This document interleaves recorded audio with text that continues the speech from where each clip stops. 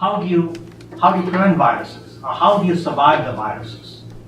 There are many ways to do it. One of the biggest thing is being healthy. And being healthy, what does it mean to be healthy?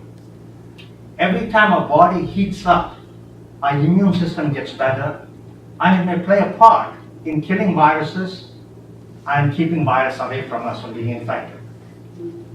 How do you get your body hot? You can go sit in a sauna, or you can just exercise. Exercise and keeping the body in motion is one of the biggest things you can do.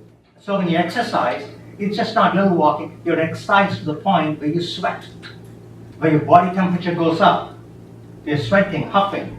Then what happens? You're putting lactic acid. Lactic acid actually helps you chelate. It takes out all the heavy metals. You sweat out a lot of the stuff out of your body. And your immune system gets better too. So when somebody says, because I'm confused, so if you have a virus, if you feel like you're getting a cold, and I mean there's controversy, some people say go to the gym and sweat it out, but isn't your body on the other way trying to heal itself, so don't you want it to rest? Once you get to the point you're really sick, you want to rest. Okay. But the idea is to stay healthy. So if you see flu around and if you're exercising, drink a lot of water, doing all that, the odds are you're going to fight off the flu. Are you going to survive the flu easier? But once you have the flu and you're compromised, then you need to rest up. Even resting up, a lot of people just sleep. You've got to drink a lot of water. You've got to hydrate yourself well. Get good oxygen, which means breathe properly. All those things play a part in it. And take things which will help you fight off the viruses. Such as, we're talking about, there's a lot of studies on chicken soup.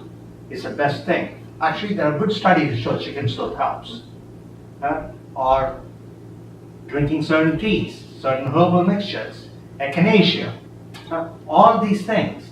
But a lot of these things, we don't know enough about it. It probably depends on what kind of virus and what stage in infection you are.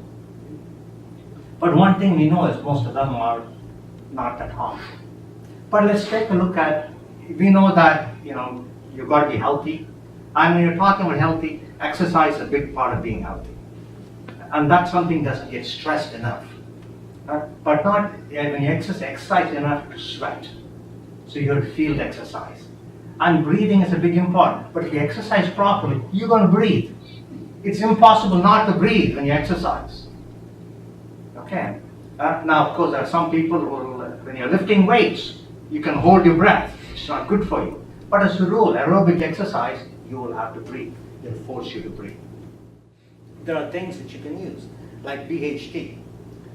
BHT is a chemical which is really very powerful antioxidant. It's used in oils and things like that to preserve the oil from going rancid. Now, BHT also acts like soap. What it does is, if you take BHT on a regular basis, it acts around the virus and breaks down its barrier. That lipid shell it's got, it can break the shell. So if it breaks the shell, the cops in your body can recognize them and kill them off. So it can keep it down. It probably doesn't completely eliminate it, but it keeps the number down so you don't get as sick as much as you